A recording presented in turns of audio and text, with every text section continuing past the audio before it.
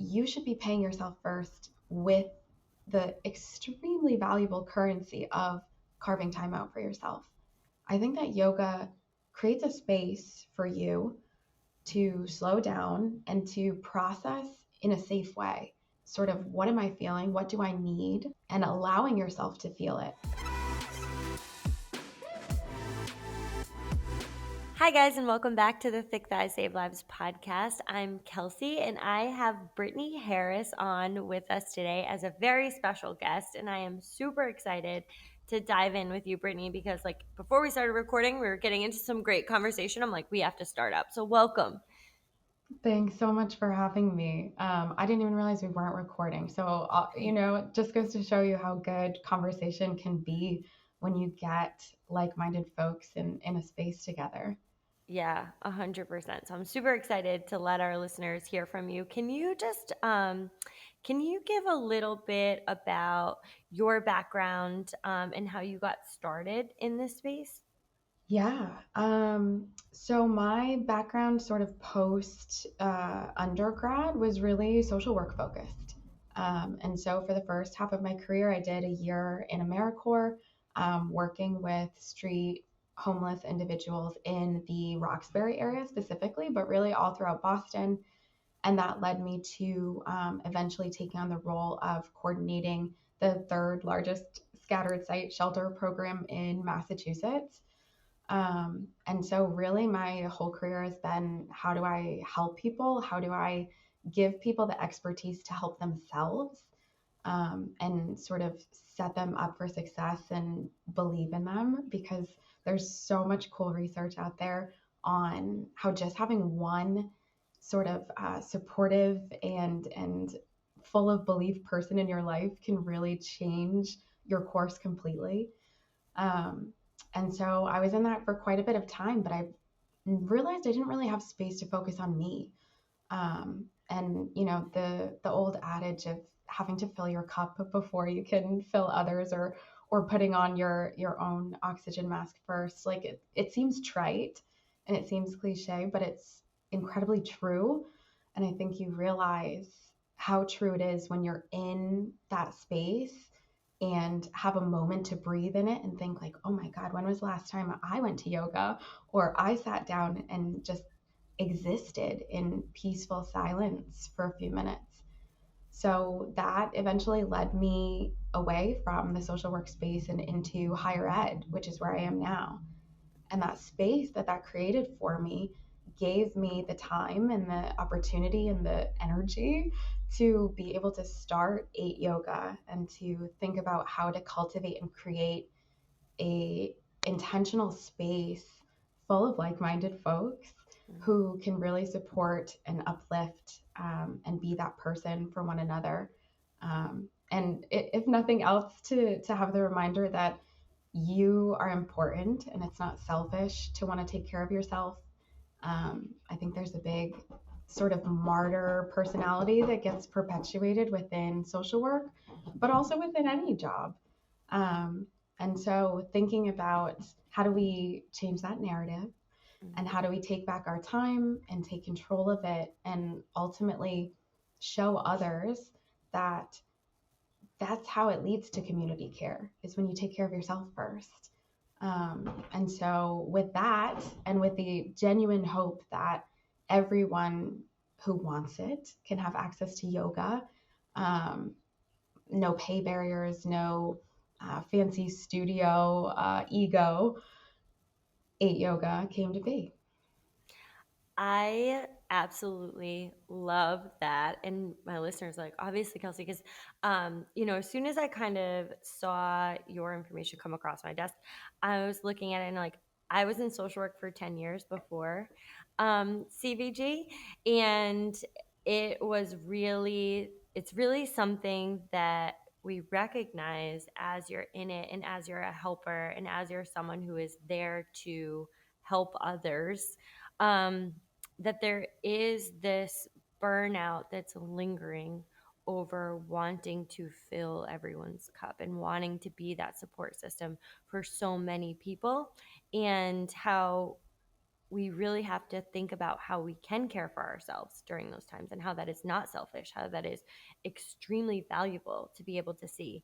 And as I stepped away from that in the social workspace, I realized that there are so many women, humans, but mostly women out there living their everyday life in this same mentality of, well, I have my kids and my husband and my partner and, my work and all of these other things, my PTO, like my PTA, and like all these things that are involved in that always come above their own self and their own needs. And how the even inserting the idea of caring for yourself first might be selfish, and really reframing that in a sense of that is the opposite of selfish. Because you cannot care for others in the way that you would like to if you are not caring for yourself. That is just Absolutely. bottom line. Like, you are not showing up as your most patient, your best self, if you're not giving the time to yourself, to be able to heal and fill up your cup and like put on your oxygen mask, because like it's just not there. You'll show up physically, but you aren't spiritually and emotionally showing up for the people that you want to in your life.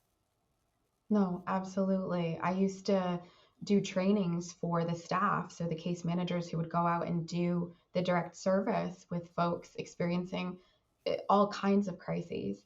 And I used to use the analogy like if you have a full battery in your phone at 8 a.m. when you wake up, then you're going to be a lot more capable of showing up for folks, and your battery is going to last a lot longer throughout the day. But if you are not taking time for yourself, if you are going in with this sort of all or nothing mentality, a bit of that sort of martyr mentality, what happens is you're using your full battery very quickly. You've got a ton of apps open during the day. Mm. And then what happens is you come home, let's say 5 o'clock if you're lucky, you come home and you've got this battery at 10%, but you've got a partner and a pet and maybe kids and definitely friends who would love to be one of those apps open, right? But you haven't got the battery for it. And so I was finding I was literally coming home and I loved my job. I loved the families. I don't think anything changed my life more than being in social work. And I was coming home and not having the energy to work out or to do yoga, which I loved. I was not able to be my best self for my partner, and it affected our relationship. Um, playing with your cats, little things you don't realize, cooking dinner. It'd be nice to be your full self for those Yeah. and to give back to the community, to your friends, to other folks in your local community. And I just wasn't able to do that.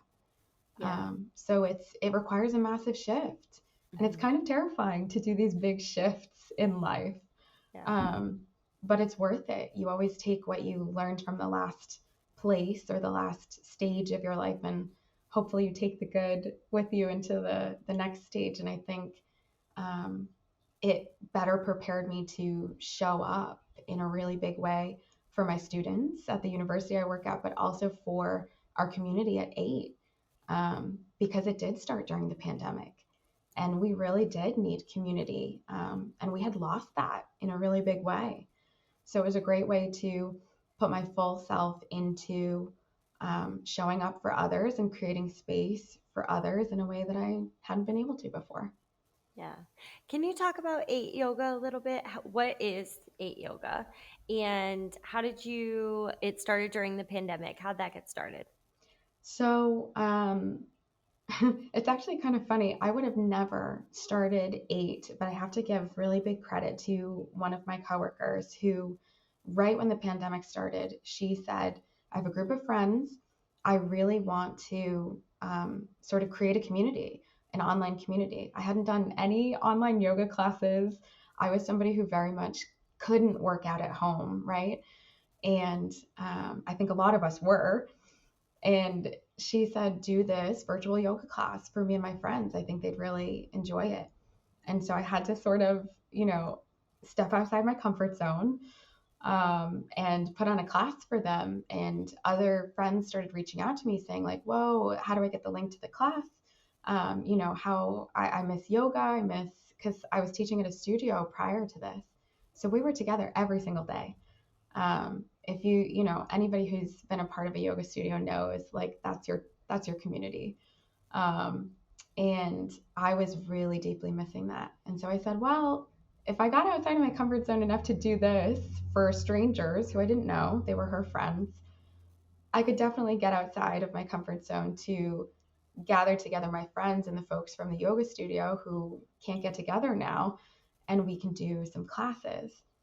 Um, but I didn't feel right charging for them. And I think a lot of women also have this problem because we're historically trained to not talk about money, to not talk about finances, to feel bad asking for pay raises or promotions, or it's deeply ingrained.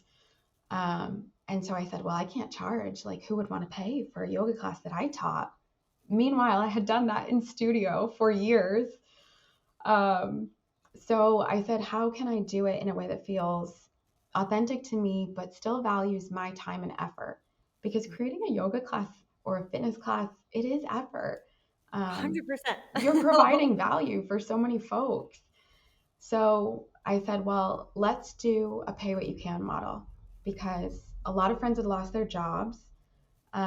They weren't able to pay for sort of the other on demand platforms that were still, $30 a month or whatever it might be.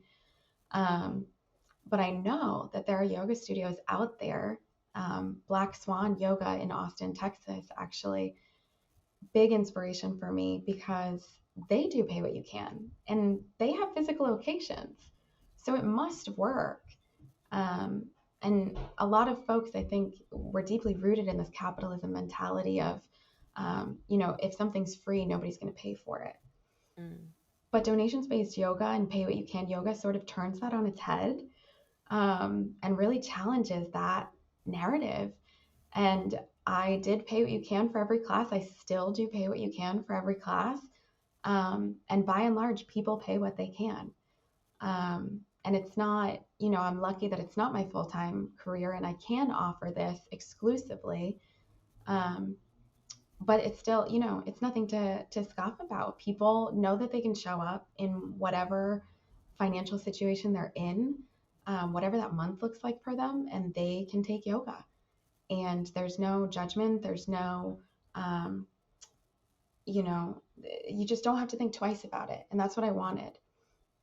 So I made it pay what you can. And we've been successful in that to the point where we've actually been able to raise, and this is, you're the first to hear this today. We've been able to raise finally over $8,000 since starting 8 Yoga in August 2020. And that's for so many different local, grassroots, national, and even one international organization that we've supported and we've spotlighted.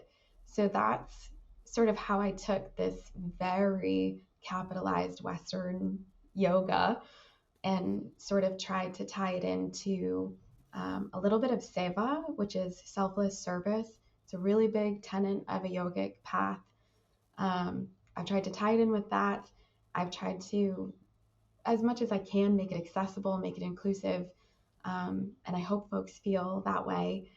Um, and yeah, it's been amazing to see people show up every day, every month for the organizations that we support, for other community members. We've sort of turned a bunch of strangers into friends, which I think is probably my favorite part. Mm. And so a lot of gaps bridged there through 8, which I'm very proud of. You should be extremely proud of that because, Brittany, that is amazing. I absolutely love, the entire model and the focus on community because that's how CVG actually got its legs. We started by doing a similar thing is we were like, we're going to give free workouts to people and give them the opportunity to win some leggings just by doing the workouts. They don't have to do anything to get the workouts. I'm just going to, put them out there, put a video, show them how to do it, and say, like, hey, do you want to win some leggings by doing my workouts? And that's how, and come into this community and people support. And that's how, we started. That's exactly how we started our community. And by coming in, people didn't have to even do the workouts that we were putting out there. You could do any form of fitness. You could just come in and just be supportive. And the idea behind that is exactly what you're talking about. If people can find one or two supportive friends within a community, or just people that are just there saying, like, I'm supporting whatever it is that you're doing, I'm here for you, I'm listening, you have a place to vent, any anything that you can go to that community and pull from in any way, if I can create that space, I want to do it. And to find Completely. other, yeah, like we can do it. And to find other women who are doing the same thing, within the yoga space of, like, I just want to create this space for you, and whatever you need from it, whatever you can contribute to it, come, and I'll create it. So it's amazing. It's super important. And I do want to focus on community for a second, because, you touched on why it's so important. But I kind of wanted to specifically talk about within the yoga space, like, why is community so important for, people who practice? Oh gosh. I mean, if you think about Sangha in general, community, another big tenet of a yogic path, um, it wasn't created for no reason. It was before all of the scientific studies that show how important community is, and even how it changes your brain chemistry. It's the heart of who we are as humans. I think it sort of taps into a really basic need to feel safe and feel supported within a community. And I think obviously that's evolved from I don't need to I don't need you to help me hunt and gather my food or keep me safe from a lion, but we've got our own lions that we're constantly fighting. And we've got our own, imposter syndrome. And we've got feelings of isolation or loneliness. And not for nothing, but being in your 20s and 30s, it's kind of hard to make friends. Like, Yeah. where are you? It's not college anymore. And I think a lot of folks, I felt very alone in that for a while. I was like, oh gosh, where are people making all these great friends they have? And it's in community spaces. And so that was what got me to join a yoga studio in the first place. I think it's not a unique story. It's a very typical story that I've heard throughout my yoga teacher training, throughout just conversations with friends. But I started yoga in earnest in 2016 after a hardship, like just a massive life altering hardship. And what do you do in moments like that? You see community, and sort of safety and comfort in folks, and like-minded individuals, especially. So I said, well, let me go sign up for a yoga studio. I'll pay whatever it is because it's worth it. And that's the mentality I went in with. Um, and ultimately, I found, like, yeah, this is what did I do before this? And I say that all the time to my partner, like, what did I do before yoga? Like, genuinely, what was it? Does anybody know? Because I feel like there's, your life before you find a community, and there's your life after. And if you're lucky, you're part of multiple communities where you can sort of pass in and out. Maybe it's fitness, maybe it's yoga, maybe there's all these groups that friends are joining, book clubs.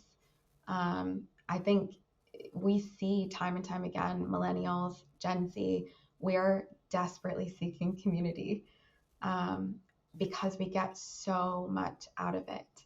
Um, you really you can't do a lot alone. And I think that's also, before we were recording, you and I were talking about the mentality of hustle culture, or this bootstraps idea that we have of rugged individualism and lifting yourself up. But it's really, people can do that and it's great, but I don't want to do that. I want folks that I can reach out to at any given moment to lift me up. Before I came on this podcast, the amount of texts I sent out to the small business community that I'm a part of to say, like, oh my gosh, I'm so nervous. Like, what do you guys do before you do all the great things you do? You know, before you do your Instagram lives, before you go up on a stage and talk in front of folks. And I had those people to reach out to, and it completely changes everything. Um, because immediately you've got that, you know, they have the brain science behind dopamine, oxytocin, endorphins. You're hitting people up constantly in order to help you produce those chemicals, in order to find that love connection, right, through oxytocin, reaching out to a friend, hugging a friend. I think it's so cool that we have the power through community and through our own selves to change our day or to change, you know, our mindset. And so I don't know if that answers what your question about why is community important, but I really could talk about it forever. I don't think you can do anything as successfully as you could without community. Yeah. No, you hit it right on the head and brought up some really important points because when we have that like bootstraps, like martyr, it's the bootstraps martyr mentality. Like they go together for me because a lot of times we are we want this award for the most suffering. And if you can just like suffer through it and make it, then somehow you're superior to anyone who utilize like other supports within their system. Where And did the we get fact that is, from? where did we get that? Because like at the end of the day, like at the end of your life, like you're not going to get an award for suffering the most. Like it just doesn't exist. And this is your life you're living right now. And why wouldn't we maximize? Why wouldn't we take advantage of, the community and the supports and what we can offer to other spaces and what others can offer to us? When we need encouragement, we go and we can get encouragement. And like we have this thing in the office, we have a board, and it says take what you need, and it has different pockets of like if you need hope, if you need encouragement, if you need different things that you might need for that day. And honestly, the idea there is like just identify what you might be needing, like what you might be looking for, because it's not the same all the time. Like sometimes I need a little hope, sometimes I need a little encouragement, sometimes I just need like a little sympathy. But like to be able to identify what you need, and then it just has like some kind of a quote or encouraging statement in there, or like something that goes along with picking out what you need. But in this idea of hustle culture and just like doing it all on your own and like picking yourself up by your bootstraps, we've lost what we have really gained from community and the supports that are out there. And those who are taking advantage of it are becoming very successful in what they do, and they are able to build a life that is defined by their own success. Because I don't just mean financially successful, or checking off your bucket list of things, but like actually feeling, identifying what success means to you, and being able to build a life around that.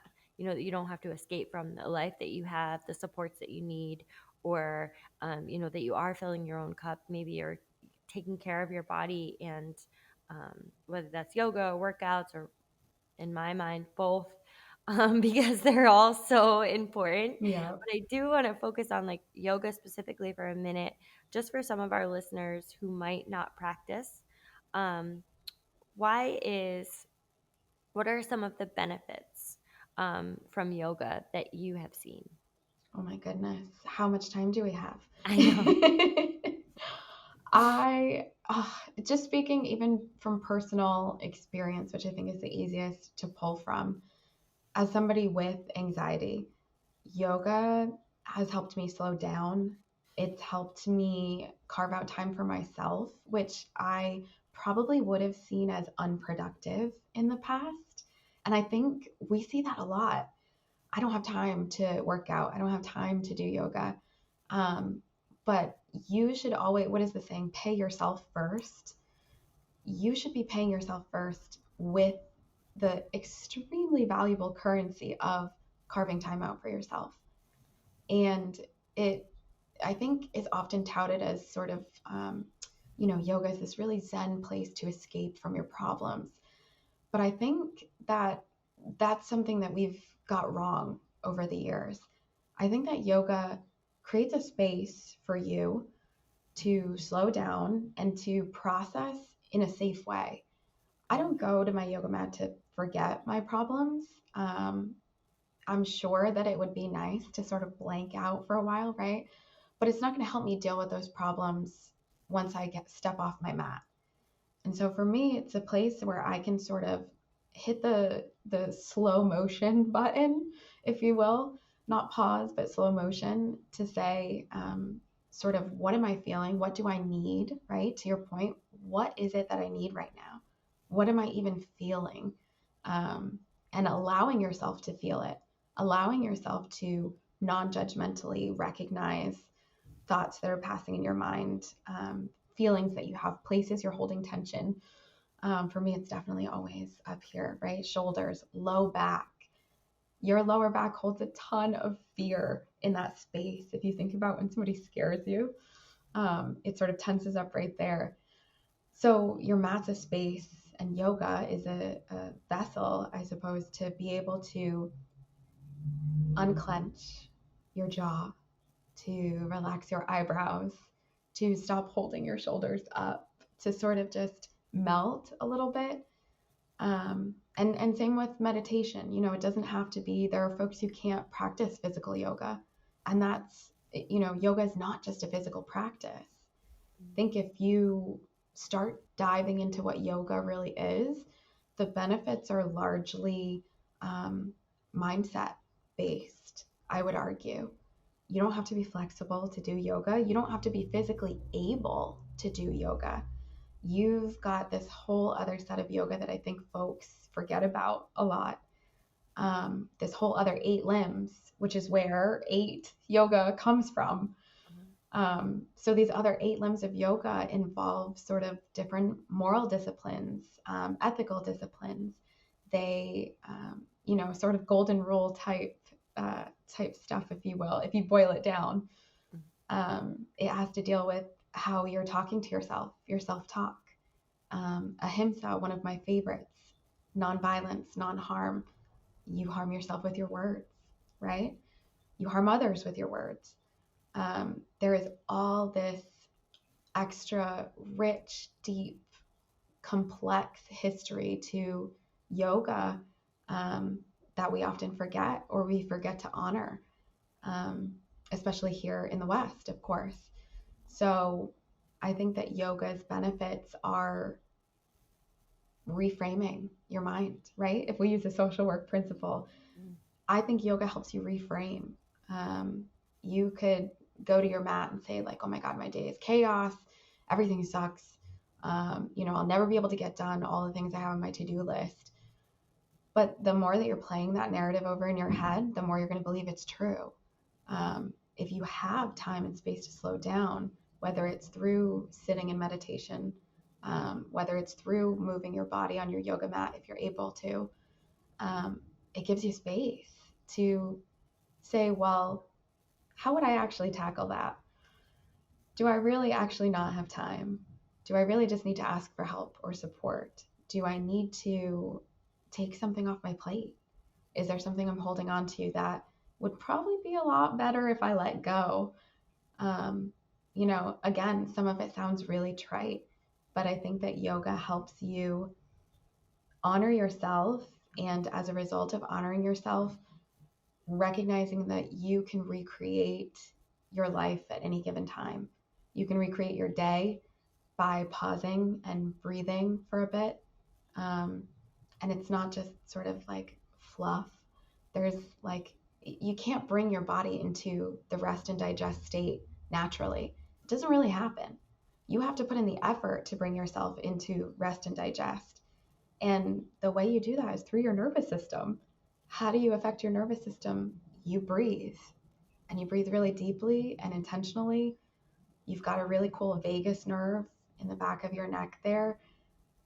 You can actually proven, bring yourself into rest and digest, but Mhm. not if you don't carve time for that. So I think that yoga, long story short, gives you that time and space to focus on yourself, to ask yourself what you need.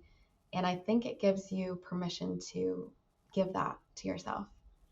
Um, for me, without yoga, I don't know that I'd be aware of my breath as often as I am, or the fact that I'm holding onto it, or breathing really shallowly, that chest breathing, or that I'm holding my shoulders up, or slouching, or sort of, pull your shoulders back, relax your face. I think, if anything, it's a reminder. Our yoga practice is just a constant reminder that, this is our one life, and we can change the path and design the path in an ongoing way.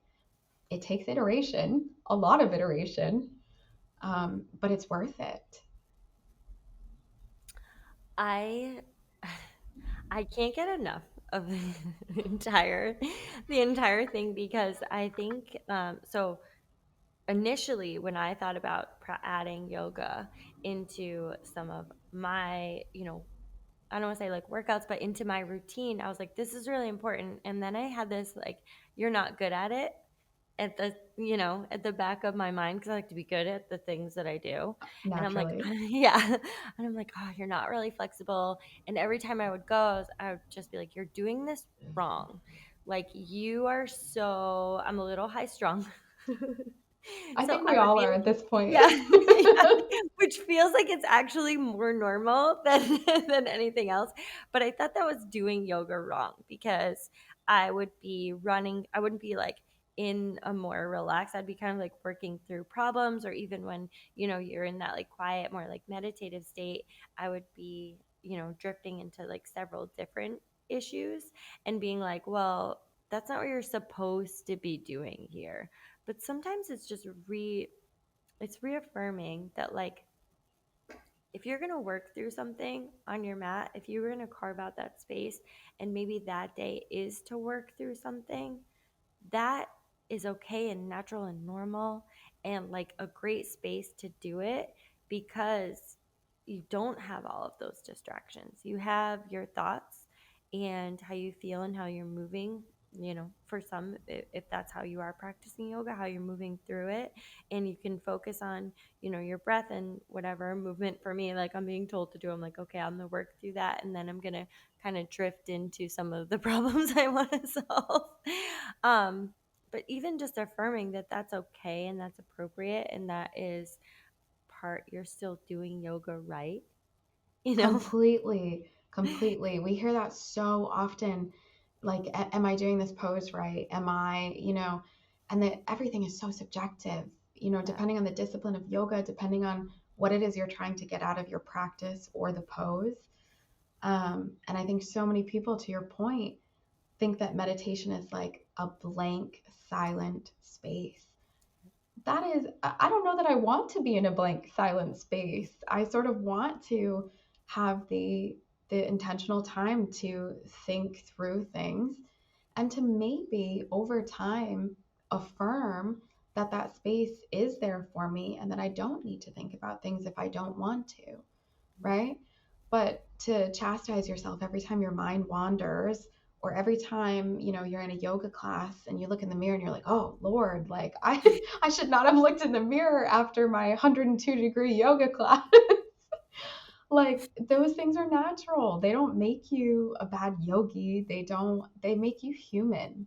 Mm-hmm. I've taught yoga. I am trained to teach yoga. I have also taken a ton of yoga classes in my life. And there are still, every single yoga class, there's a moment where I'm like, wow, am I sweating too much? Is this the right move? Did everybody see that I just did the wrong move? Did But it's fine, because the more you can sort of talk yourself off the ledge during those times where you're like, okay, that you're being ridiculous in a nice way. You're being ridiculous. Like, this is your time. Just enjoy it. The more you start to repeat that, you're like literally building a neural pathway to have that be your default. And it takes a long time. I'm not going to lie to anybody and say that yoga is going to fix your life instantly, or that fitness or anything is going to fix your life instantly. But it's the repetition with which you come back to it, that you come back to yourself, that you affirm that you deserve the time and space you're carving, that you deserve to be in that room just as much as anybody else does, and that you deserve those benefits too. Whether, some people do use yoga specifically just for fitness. And if that's their goal, I'm not going to knock them for it. If you just want to come to yoga and lay in Shavasana, which is corpse pose, right on the ground for the entire 30, 45, 60 minutes, good for you. And I hope that you find a studio and that you find space in your house that allows you to feel like you can do that, because that is yoga. Um, I think the joke that we used to make at the yoga studio I worked for was you could always tell who is a yoga teacher in the room. And it's not because they're doing the poses the best. It's not because they're advanced and doing handstands. It's because almost half the time they're in child's pose or shavasana. Yeah. And any yoga studio anybody goes to, I'm telling you, the yoga teachers are the ones in the corner in shavasana 15 minutes before everybody else. Mm-hmm. Um, but it's because we've affirmed so many times and with each other that that's a valid use of your practice and your time. Um, and so if folks, if your listeners are nervous about trying yoga, first of all, that's completely valid.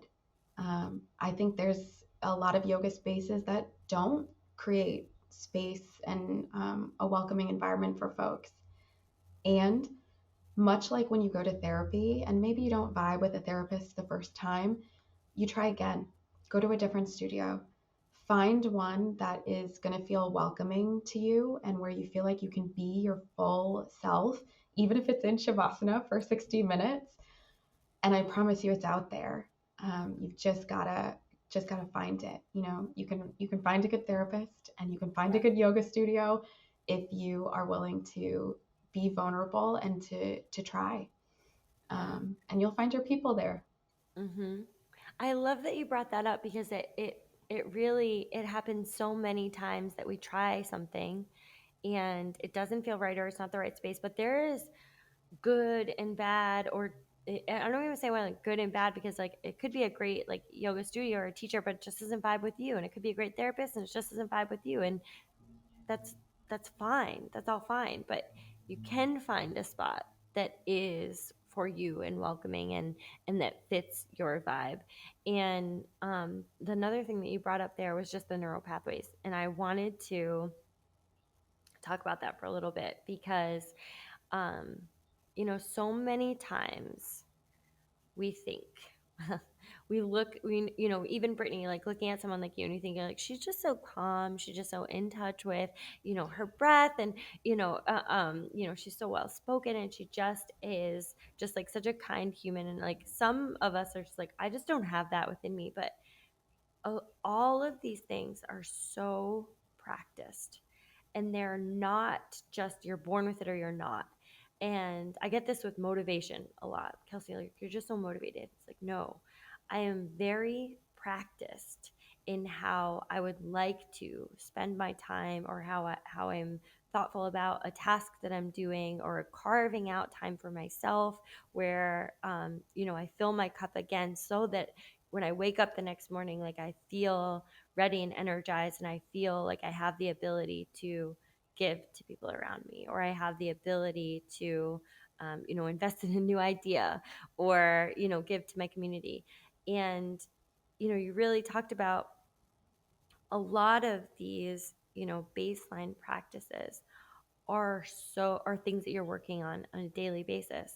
One I wanted to call out was how we are talking to ourselves, because you are harming yourself if you are using this language that you are not good enough, that you're a piece of shit because you missed your workout or you missed your practice, or all of these things. Is there anything that you could give the listeners that maybe they could adjust today that could improve their mindset around some of those things? Oh gosh, there I could talk about negative self-talk all day Yeah, because it's a I big think one. it is, and it's become so normalized that you don't even realize that you're doing it. Or, I think we use a lot of self-deprecating humor sometimes, which Yes. I am the number one guilty party of.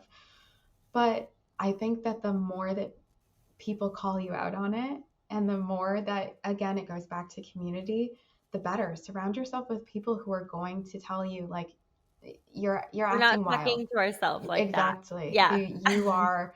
I have a friend. She wrote 2 books this year. Never been an author before. Wrote 2 books, and Amazing. her and I, back and forth. Our entire text chain is just like, "You beautiful goddess! Like, you have got this. You are so amazing. I'm so inspired by you. I'm so proud of you." And, um, she and I regularly say we absolutely would not have gotten through me starting the e-commerce business, Boundless Good Co., as a part of 8. She wouldn't have gotten through her first book where she had imposter syndrome to the point where it was like, am I an author? Am I a real business owner? Well, I have a small business. It's really small. No, you are a business All of the owner. buts as to why you are not good Yes, enough, yes. essentially. We don't want to feel braggy ever, right? And so I think that's where a lot of our negative self-talk comes from, and also our negativity bias. When you are aware of this very real, cognitive bias that we have towards negativity, you can start to challenge your own self. So I often, what I've been doing, and lame as it might be, it's been great, is to call my own self out when I'm like, oh man, like exactly what you said. Well, I haven't done yoga in a couple of days. Like, I guess it's not important to me. I guess I don't care. I guess I'm okay. If my clothes don't fit, or you go down this whole rabbit hole. Mm. And then luckily, I have a partner who will call me out, and he'll be like, you don't do yoga to fit into your clothes. You don't work out to look a certain way. Like, we want to feel our best. And most importantly, we want to live a really long time because we've got a lot to do. And so instead, it's focusing on, like, okay, I get to do yoga today because I know that I'll feel better after. I get to go to the gym and work out and feel stronger. And not for nothing, there's a lot of people who don't have the ability, physically, mentally, whatever it might be, to partake in yoga, to partake in going to the gym, or any of the other great things that we do that enrich our lives. And so I think there's always a little kernel in the back of my head of like, hey, I get to do this. And that's really special. Not a lot of people have the time, energy, space, physical ability to do it. So I think the next time you complain to yourself that you have to do something, you have to grocery shop, you have to cook dinner, you have to go work out. It's like, what are the benefits of that though? You're reaping so much from all those things. You have enough disposable income to go get some awesome ingredients at the grocery store, and then you have the time to come home and cook yourself an amazing meal that you can take a picture of and post and remember the amazing beautiful meal you made. You have time to not work a double shift at a hospital, or a 16-hour overnight shift where you can go onto your yoga mat and work out. Like, those are incredible things. Yeah. So I think reframing, like, what do you get to do? What do you get as a result of all these things? That's really helped me. But again, exactly what you said, it's a practice. It's a practice. Um, Constantly. My current one is, oh man, I have to clean the house today. Like, I have to vacuum the house because it's allergy season and we have cats. Mhm. Mhm. I'm like, oh my God, an hour out of my day and I have to vacuum this house. And like, it's so ridiculous. And, there's a million other things I could be doing. But the end result is this really calm, clean, organized space in which I can breathe because of allergies. Mhm. And I get to sit back and like have a wonderful dinner in my clean house and maybe even watch a show and just fully relax. Um, like, damn, that's pretty nice. Yeah. So I think just reframe. If you can challenge yourself to reframe as often as possible, you know, you get to work out, you get to practice yoga. If, you're lucky. And in all these different ways, you're so lucky. And if you recognize your negativity bias, you'll start to realize, like, my God, I am negative all day. And like you said, you could look at somebody and think, oh my God, she has it all together and she's so positive and upbeat. No, I challenge myself every hour of every day. I'm like, you're being negative again. Reframe it. Mhm. You're being negative. Who is benefiting from this negativity? You're not. Is it Yes. changing anything? No. That's one that I have used recently too with myself. Like, who is benefiting from my insecurities? Who's benefiting from my negativity? What's happening here? Why is that so ingrained? Who is benefiting from, my lack of confidence when it comes to business decisions, or, who's benefiting from that? And Exactly. when you really break it down, like, it's definitely not me and it's definitely not the people that I hope to support. Um, like, who's benefiting from me being too scared to go on a big podcast, or something that along those lines, where you're stepping out of your comfort zone and you're saying, like, well, maybe it would be easier if I could just stay quiet today. Right. Who's benefiting from that? And recognizing your value in this world, and recognizing the value of others, and being able to build on that and practice that on a daily basis. I love to just, like, that our listeners can hear, from you too, that you have those negative thoughts, that you have those doubts, and you're constantly checking them throughout the day. I'm doing the same thing. Like, you would assume that I'm like super positive, and I'm checking negative thoughts all the time. I'm reframing how I will pose a question, or how I will apologize for something, or how I'll recognize a behavior. Like, I'm reframing those things all the time into how they can work for me, how they can benefit from me as a human, and how I can build strength from that. So I love that that's what you chose, because reframing is a skill. Massive skill. It's a skill. It's not, you're not born with it or you're not. Reframing is a skill that we can continue to develop, and it starts with recognizing your own language. Like, changing, like, I don't hate that, to, like, I really like that. I really enjoy it. Like, how are we reframing everything from a negative mindset and moving it into something that can benefit from us, or that can benefit us and help us move forward?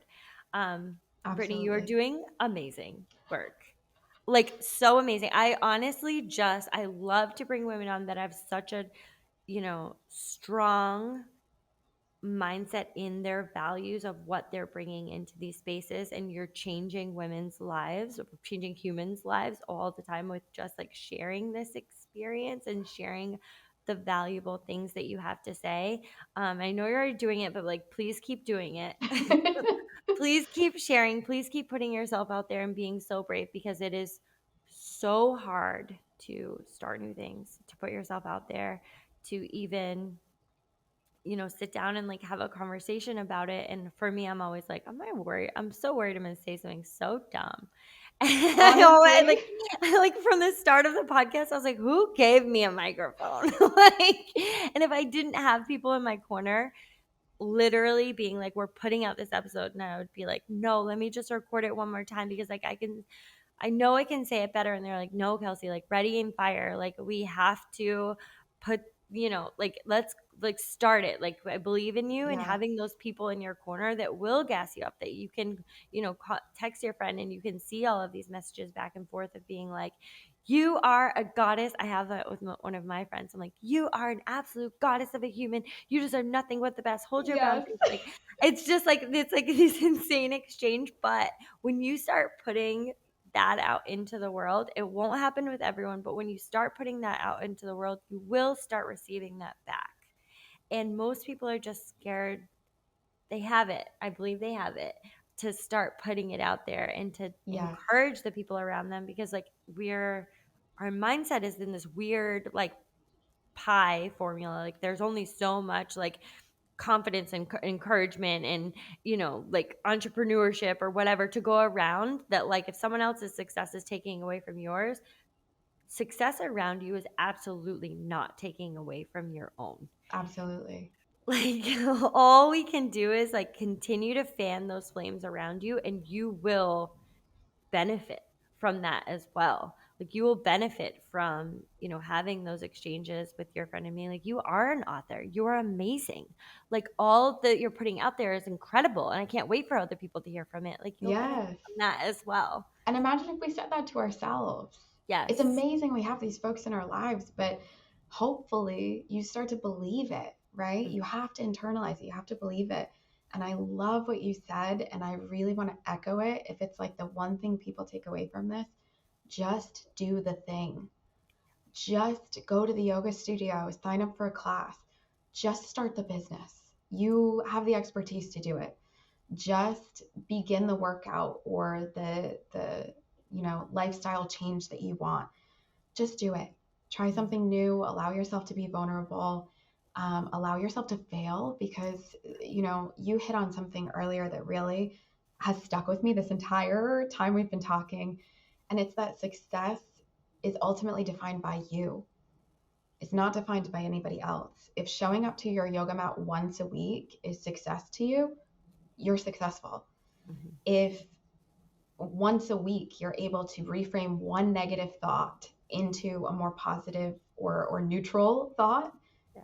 you're successful.